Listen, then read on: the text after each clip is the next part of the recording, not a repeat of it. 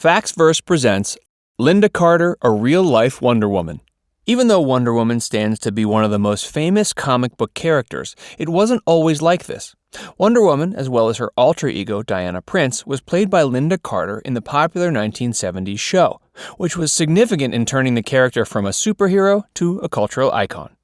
Even though getting to participate in the Miss World competition and portraying a famous character may mean that you have a glamorous lifestyle, it wasn't always this way for Lynda Carter. She had to face a lot of challenges.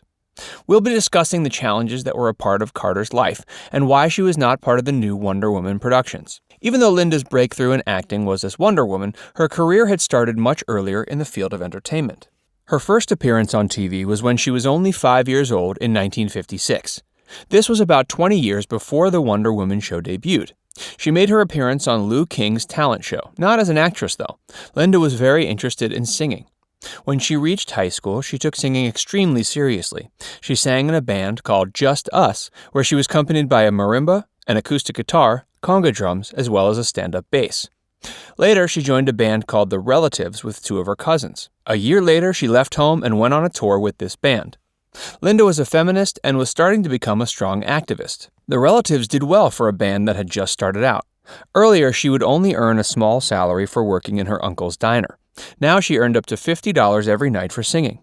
Her band was very popular, and they even got a 3-month-long stay at Sahara Hotel and Casino Lounge, which is located in Las Vegas. However, since she was only 18 then and not 21, which is the required age to enter the casino, she had to be snuck in through the kitchen. Even though Lynda had moved out of her house to pursue singing with the Relatives, she did pay attention to her schoolwork. Even though she was busy with her Las Vegas shows, she managed to get an academic scholarship at the Arizona State University. She was even voted most talented in high school, but this success would not be last. Even though she was doing well in university, she was dedicated with her touring lifestyle. So she decided to leave Arizona State University and dedicate herself to singing full-time. Since her parents were worried, she told her father she would mail him paychecks so that she could save up. When she was touring, she traveled a lot.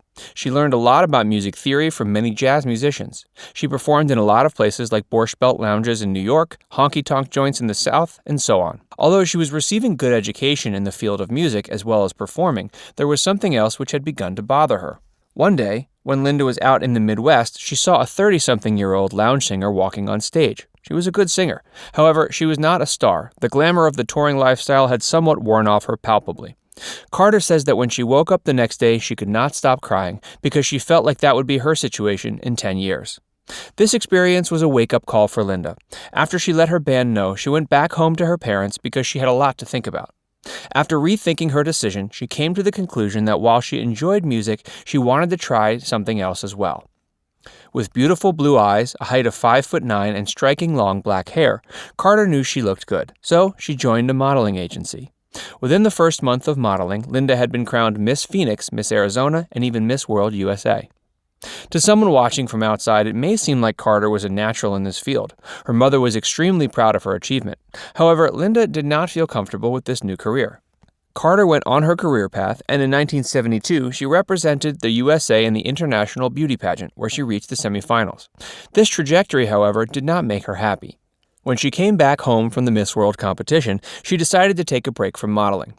She decided to focus on music once more. She went to England, where she successfully recorded many singles with EMI. After this, she moved to Los Angeles, which is the entertainment capital of the USA. Here, she went on to pursue her career in music. She played gigs and she made a living by singing in many advertising jingles. Along with her singing career, she started to consider something else, a possible career in acting. In LA, she started taking lessons in acting from Charles E. Conrad. He was one of the well-known acting coaches in the acting industry. Along with Conrad's teaching and her Miss World USA crown, she began getting many opportunities for herself. She started by making small appearances in several TV movies, along with TV shows like Cos and Starsky and Hutch. Even though Lynda had started to do well in this field, she was, once again, not happy with where she was headed. Lynda noticed a pattern regarding the types of roles she was being cast in. She was constantly playing the pretty girl. Although this did land her a spot as a member of the SAG-AFTRA, which would allow her to get cast in bigger roles in acting, she felt as though this was not much different from when she was in the modeling industry. This is when an opportunity came, which would address Carter's dread and also change her life. Even though she played small roles on TV and in movies, and with her work in radio jingles, the acting lifestyle weighed heavily on her savings.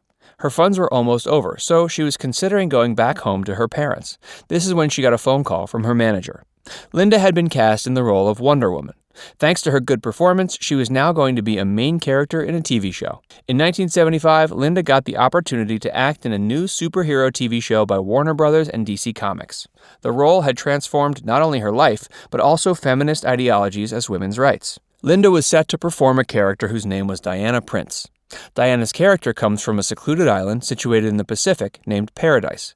It was inhabited by the Amazon, who are stunning women who never age and blessed with strength, intelligence, and agility. When an American plane crash lands on the island in between the WW2, Diana has been selected to return the pilot back to America in her invisible jet. She sports an American flag-inspired outfit and goes to the USA, armed with a golden belt which holds the source of her powers, bullet-deflecting bracelets, as well as the golden lasso of truth. In the USA, she becomes known as Wonder Woman. Over the years, Wonder Woman's character took on more feminine roles. Wonder Woman joined the Justice League as their secretary, and later she became a boutique owner.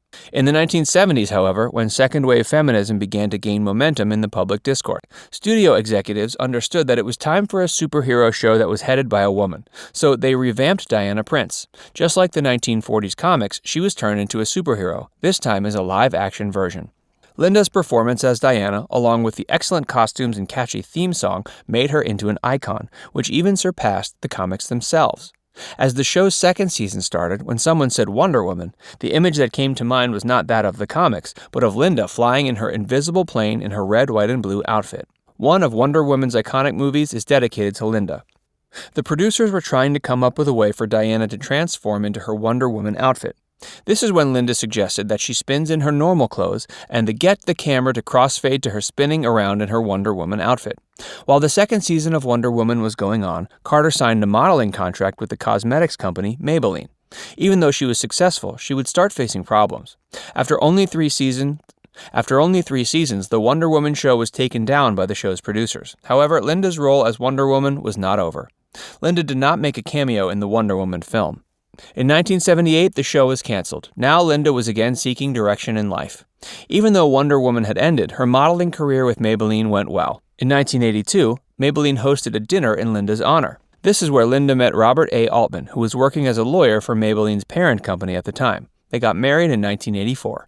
This is when Lynda had a difficult decision to make. While Lynda had a flourishing career in LA, her partner lived in the DC area. They understood that one of them would have to sacrifice their demanding jobs to be with the other. Lynda thought about it and decided she would leave LA for him. Over the next few years, the couple concentrated the most on their relationship. In the year of 1987, they built a house in Maryland, and soon their first child, a son, was born. Soon, a daughter was born. Lynda did make an occasional appearance on TV shows or films, but it would be many decades later that she would lead a more career-oriented life. Her son James and daughter Jessica are both trained as lawyers. Even then, they have both gotten their mother's creative gene. Jessica has even recorded and performed several songs alongside her mother on many of her albums. Do you know any women like Lynda Carter? Tell us about it in the comments below. And subscribe to Facts Verse for more videos.